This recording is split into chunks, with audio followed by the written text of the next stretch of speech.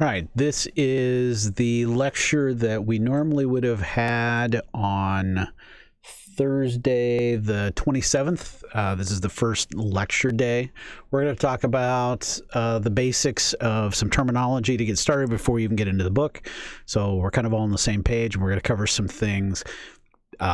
Actually, I just lectured for 15 minutes and then realized that I wasn't recording. Something happened. I started the recording, and then it must have stopped right at the beginning. So I've already been through part of this lecture.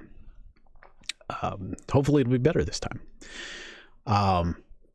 These are what we call the itys, the itty list. I'll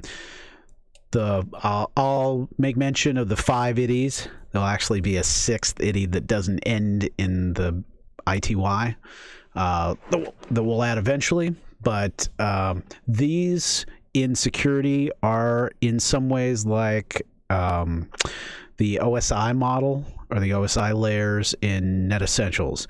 So we talked about them, but they just kept coming back. These are 5 concepts that all throughout the class, if we were in the classroom, I would most days, at least once a week, we'd be talking about something and I'd say, what it is this? Especially when we get to later on, we'll be talking about different things, and different things will fall in different categories and different itys.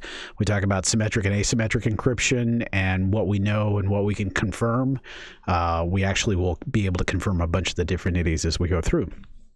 So these end up being really, really important, and they're in a particular place in the book, but the concepts are kind of scattered through. I think they're the most important thing we can talk about. Now, if we start out and we're looking at these 5 itys, the first question I usually ask is, what's the most important one? So look at them. Integrity, confidentiality, availability. They're in no particular order. Integrity, confidentiality, availability, identity, and accountability. Which one's the most important? Now, 99% of the people say confidentiality, keeping your stuff safe, is the most important thing. It's important. I disagree with that. There's a lot of things on this that I disagree with. I don't play well with others, I guess. Because actually, the itty list, and if we look... This is the information security page of Wikipedia, and just because it had a nice little logo here, this is what is known as the information security triad. So this is like the holy grail of security. The 3 most important things you can have in security are the 3 essential things you must have. You must have confidentiality, you must have integrity, and you must have availability. And if you have those 3 things that are core of the triad, you will be good. I think that's pretty much crap. In fact, a few years ago, Eastern was starting a security program in their grad school, and they needed an instructor. And I happened to be talking to one of the guys who was like on the search committee. It wasn't very a formal thing, but he was like grilling me. I've known him for a long time, so he was kind of teasing me. But he's like, "Oh, you teach security? Do you really know security?" He's like, "What's the triad?" And I'm like, "Well, the triad is totally crap because the triad only has 3 things, and one of them is junk." And we actually had 2 more I went through and explained the whole thing. And he was like, okay, nerd, whatever. I couldn't do it. They wanted me to teach a class when I was teaching at Lakeland. So I don't know who they ended up getting. I think they got someone who was like a PhD in something else and had never done any security before. So that ended up being interesting. The program is getting better, but our NetAdmin program at least holds its own, if not, and I just looked at the advanced networking syllabus for this semester. One of my grads is in that class, and he sent it to me, and it's actually part of Net Essentials and part of TCP/IP. So, yeah, neither one of us thought it was very advanced, and he talked him out of having to take it, so that was good. Anyway, back to the itys. So almost everybody says confidentiality is the absolute most important, and then availability and integrity tie. Now, my own personal opinion, and it is my personal opinion because no one else that I've seen shares this.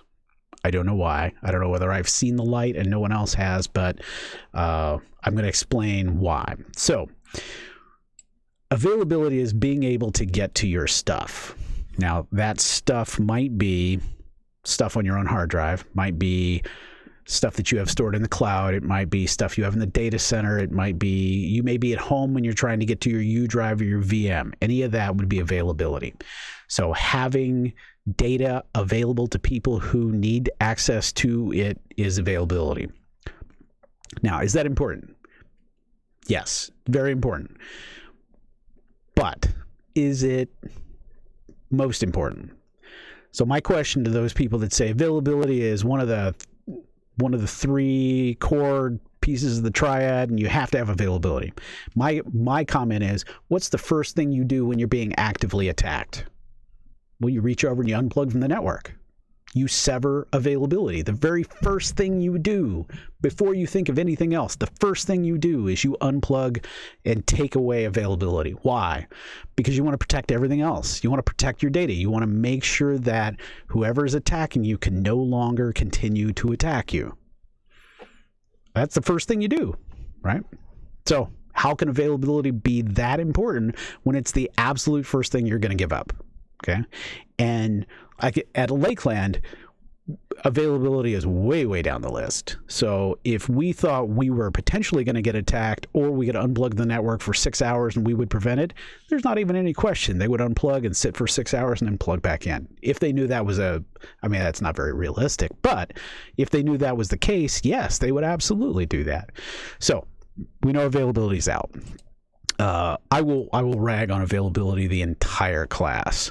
The only time that it will be an answer to a question is, what is the least important itty? Availability. Okay. So it's the little runt that we will pick on the entire time. So I'll start at the top. We already said availability was the ability to get to your stuff, or get to my...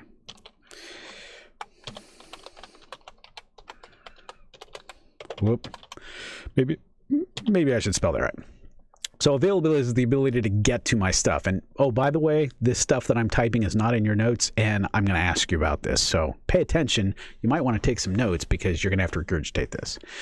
All right, I'll just start at the top. These are in no particular order, except that integrity is the most important one. So integrity is, let's do confidentiality next, because that's the one that most people know.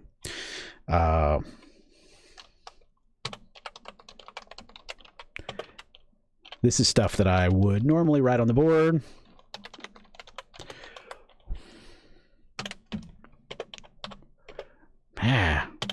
So my microphone sits here, and right now it's sitting directly above my keyboard. So I need to move and readjust. So, all right. So confidentiality is no one can see my stuff, which everybody thinks that's the whole point of security, is making sure that no one can see your stuff.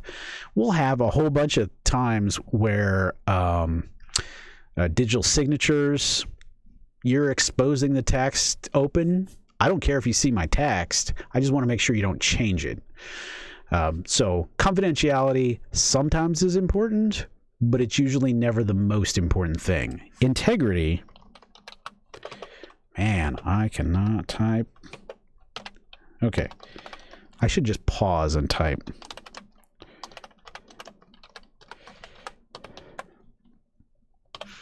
Okay, so let's go through a couple scenarios. You are the net admin or security professionals, the security analyst for a bank, and you have to go to the CEO on a Monday morning and say, sir, over the weekend we were out offline for 15 minutes. Will you get fired for that? Probably not. You might get yelled at, but you won't get fired. Sir, over the weekend we had some files were exposed and some people saw it. They had access to it. It was read-only access. They couldn't do anything with it, but they could see it. Now, you're probably going to get chewed on for that. Probably not fired, but you're probably going to get chewed on. Sir, over the weekend, someone got into our files and may or may not have changed anything or everything. That one's probably going to get you fired. So integrity almost always ends up being the absolute most important part of this mix. If you lose integrity, you've lost everything. Or if you can make someone think they lost integrity. We're currently going through the election cycle, and part of the issue is trying to unnerve people. Is the election going to be fair? Are votes going to be counted? And you don't have to kill anything. You just have to make people doubt it. And that's in anything. And that's the whole essence of integrity. I don't have to get into your files and change anything. I don't have to mess with anything, but I just have to give you the impression that I might have. And if I have nuked your backups and potentially modified some of your files, you can't trust your own stuff, you're doomed. I mean, there are some businesses that would just be done. You don't want to have to, hey, could we email everybody or call everybody that had transactions on Friday and ask them what those transactions were so we can verify the amounts? I mean, that's not something you can do. So anyway, integrity becomes, in my mind, absolutely the number one thing. I'm going to potentially give up everything else before I'm going to give up integrity. And availability. Will I give up availability to protect integrity? Absolutely. Will I give up confidentiality? In a heartbeat. I'll give up both of those. I mean, availability I'll give up just, for any reason at all. Confidentiality is important, but nowhere near as important as integrity is. And we will be talking about those two things, the entire class. Now, we said the CIA triad, the confidentiality, integrity, and availability, is the thing that you'll see over and over and over again. Oh, I'm pointing to a thing that actually is on my screen but behind my head, so you can't see. If I move me up there, it's right there. So that CIA triad of security, as they call it, the holy grail of security that I disagree with. But anyway, I add two more. Okay, so I don't want anybody to change my stuff. I don't want anybody to see my stuff. I don't want anybody to, and I want to be able to get to my stuff. So what about identity?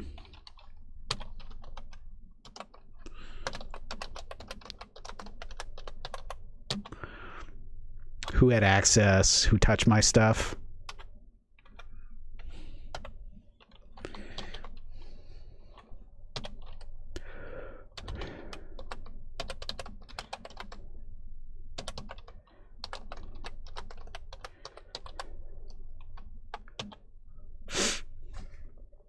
Actually, I guess these would be. So the identity is who is in. So I want to know what user account was in. Okay, so when we talk about auditing is who accessed it and what did they do. I know that this person went in at such and such a time and modified this file. I have records. I don't know what it was, but I have a record that it was changed. Well, usually I do. It'll be that it changed it from X to Y. Most of the database systems will actually track that. The transactional ones will track it was changed from X to Y at a certain time. And unless they have admin privilege and go back and wipe those tracks out, if they can, then we're doomed. But usually the auditing feature that we would have turned on, or any of the security systems that have auditing, would identify who it was, identity, and what they did, accountability. So we want to know not only, hey, somebody saw my stuff and somebody changed my stuff, but I want to know who did and what account did they get through and what did they exactly do and when. Okay, so all that stuff would be in auditing. So I know that what account was compromised, and I know when it happened, and I know where IP addresses, what permissions did they use, what rights did they execute to be able to do that. All that stuff would be under either identity or accountability. So those two kind of go together. Now, there is a sixth ITY that I will add later.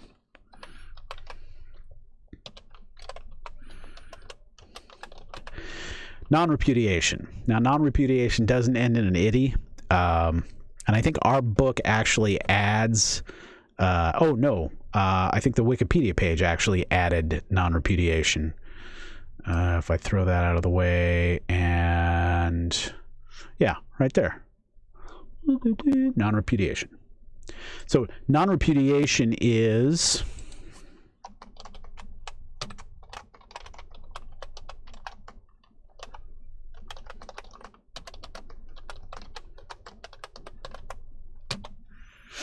I can prove what you did to me, so I can prove in a court of law because your user account at 3 in the afternoon on a Sunday changed the payroll file for your payroll record from X to Y.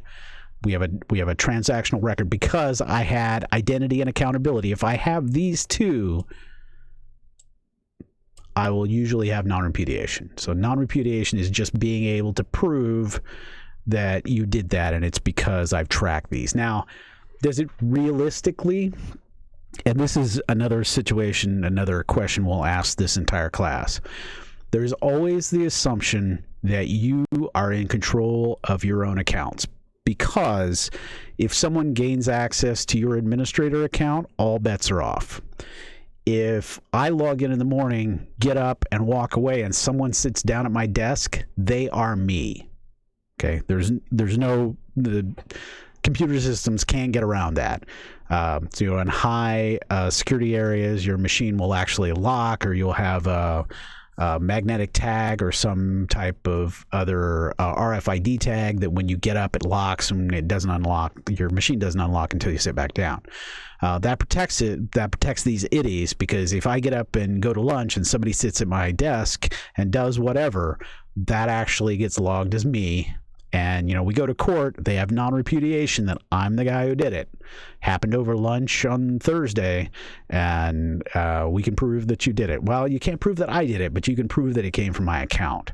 But, that's not a question that lawyers care about. They just know, or that the CFO or CIO, when they're firing you, cares about. They just know it came from your account, so they're going to get you for that. So anyway, this is the sixth non-ITY. So it'll be 5 plus 1 when we talk about the ITYs.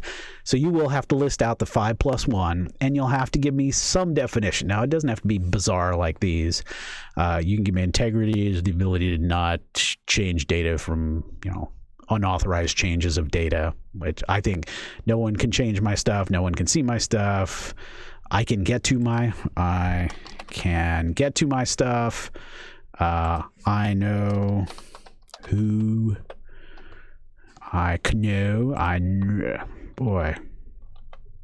All right. I gotta look. I know who. There we go. I know who touched my stuff. I know what they did to my stuff. I can prove what they...